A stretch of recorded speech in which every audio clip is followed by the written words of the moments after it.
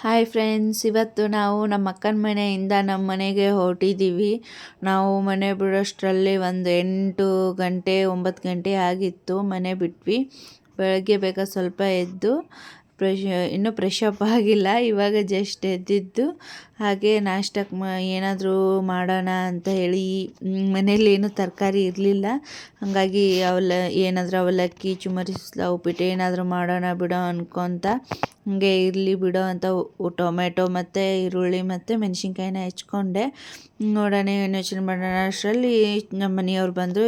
ಏನಾದರೂ ಚುಮರಿ ಸುಸ್ಲಾ ಮಾಡಿಬಿಡು ಅಂತ ಹೇಳಿದರು. ಅದಕ್ಕೆ ನಾನು ಒಗ್ಗರಣೆ ಹಾಕ್ತಾಯಿದ್ದೆ. ಒಗ್ಗರಣೆಗೆ ಏನೇನು ಹಾಕ್ತಂದರೆ, ಫಸ್ಟು ಎಣ್ಣೆ, ಜೀರಿಗೆ, ಸಾಸಿವೆ, ಶೇಂಗಾ ಹಾಕಿಬಿಟ್ಟು ಈರುಳ್ಳಿ ಹಾಕ್ಕೊಂಡು ಅದನ್ನ ಚೆನ್ನಾಗಿ ಫ್ರೈ ಮಾಡಿಕೊಂಡು ಅದಕ್ಕೆ ಸ್ವಲ್ಪ ಉಪ್ಪು ಹಾಕ್ಕೊಂಡು ಟೊಮೆಟೊ ಅದನ್ನೆಲ್ಲ ಹಾಕ್ಕೊಂಡು ಫ್ರೈ ಮಾಡೋಷ್ಟರಲ್ಲಿ ನಮ್ಮ ಮನೆಯವ್ರು ಬಂದರು. ಅವರು ಸ್ವಲ್ಪ ಪುಟಾಣಿ ಮಿಕ್ಸಿ ಕೊಟ್ಟರು. ಅಂದರೆ ಮಂಡಾಳಿಗೆ ಬೇಕಲ್ಲ, ಅದಕ್ಕೆ ನಾನು ಹಾಗೆ ಚುಮ್ಮರಿ ತೋರಿಸ್ಕೊಂಡೆ. ಅದು ಒಗ್ಗರಣೆನೇ ಬಿಸಿ ಮಾಡೋಕ್ಕಿಟ್ರು. ಅವರು ಬಿಸಿ ಮಾಡೋಷ್ಟರಲ್ಲಿ ನಾನು ತೋರಿಸ್ಕೊಂಡು ಅದಕ್ಕೆ ಅದನ್ನ ನೀರೆಲ್ಲ ಸ್ಕ್ವೀಜ್ ಮಾಡಿ ನಾನು ಅದಕ್ಕೆ ಹಾಕ್ಕೊಂಡೆ. ಇಲ್ಲಾಂದರೆ ಅದು ನೀರು ದರ್ಸೆ ಹಾಕಿದರೆ ಸ್ವಲ್ಪ ಮೆತ್ತಗಾಗ್ಬಿಡುತ್ತೆ. ಹಾಗೆ ನಮ್ಮ ಮನೆಯವ್ರನ್ನ ಹಾಕ್ಕೊಟ್ಟೆ. ಅವರೆಲ್ಲ ಮಿಕ್ಸ್ ಮಾಡಿದರು. ಗಿರ್ಮಿಟ ರೆಡಿ ಆಯಿತು. ಹಾಗೆ ಇವತ್ತು ಪಾಪುಂದು ವ್ಯಾಕ್ಸಿನ್ ಇತ್ತು. ಹಾಗೆ ಪಾಪುನ ವ್ಯಾಕ್ಸಿನ್ಗೆ ಹೋಗೋಣ ಅಂತ ಮನೆಯೆಲ್ಲ ಸ್ವಲ್ಪ ಬೇಗ ಬೇಗ ಎಲ್ಲ ಕ್ಲೀನ್ ಮಾಡಿಕೊಂಡೆ. ಅಷ್ಟರಲ್ಲೇ 12 ಗಂಟೆ ಅನ್ನೋಷ್ಟರಲ್ಲಿ ನಾವು ಹೋಗಬೇಕಾಗಿತ್ತು. ರೆಡಿಯಾಗಿ ಪಾಪುಗೆ ವ್ಯಾಕ್ಸಿನ್ ಅಂತ ಹೋದ್ವಿ. ಅಯ್ಯಪ್ಪ, ತುಂಬ ಟ್ರಾಫಿಕ್ ಇತ್ತು. 1 ಅವರ್ ದಾರಿಗೆ ನಾವು 1.5 ತಾಸು ಗಂಟೆ ನಾವು ಕಾಯ್ದಿದ್ದೀವಿ. ಅಷ್ಟೊಂದು ಲೇಟ್ ಆಯಿತು ಹೋಗುವಾಗ. ಹಾಗೆ ಹೋದ್ವಿ, ಹಾಸ್ಪಿಟಲ್ ರೀಚ್ ಆದ್ವಿ. ಸ್ವಲ್ಪ ನಮ್ಮದು 10ನೇ ಪಾಳೆ ಇತ್ತು, ಹಾಗಾಗಿ ನಾವು ಕೂತ್ಕೊಂಡ್ವಿ. ಪಾಪುಗೆ ಎಲ್ಲ ವೇಟು ಅದನ್ನೆಲ್ಲ ಚೆಕ್ ಮಾಡ್ತೀನಿ ಅಂತಂದರು. ಅವ್ರ ಕೈಯಲ್ಲಿ ಎತ್ಕೊಟ್ಟೆ.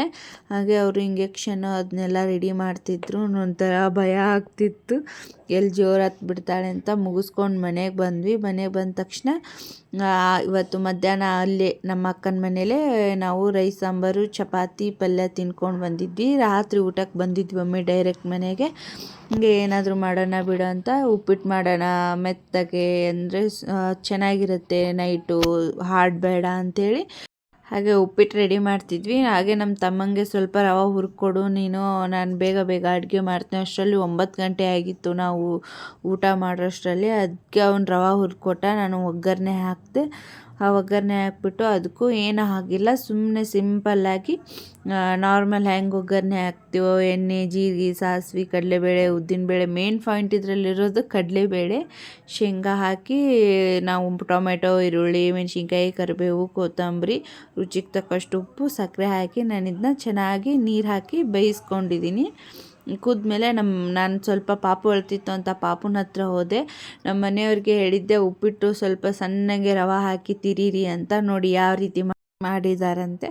ಹಾಗೆ ಪಾಪು ಎದ್ದಿತ್ತು, ಅದನ್ನ ಆಡಿಸ್ಕೊಂಡು ನಾವು ಊಟ ಮಾಡಿಕೊಂಡು ಮಲ್ಕೊಂಡ್ವಿ.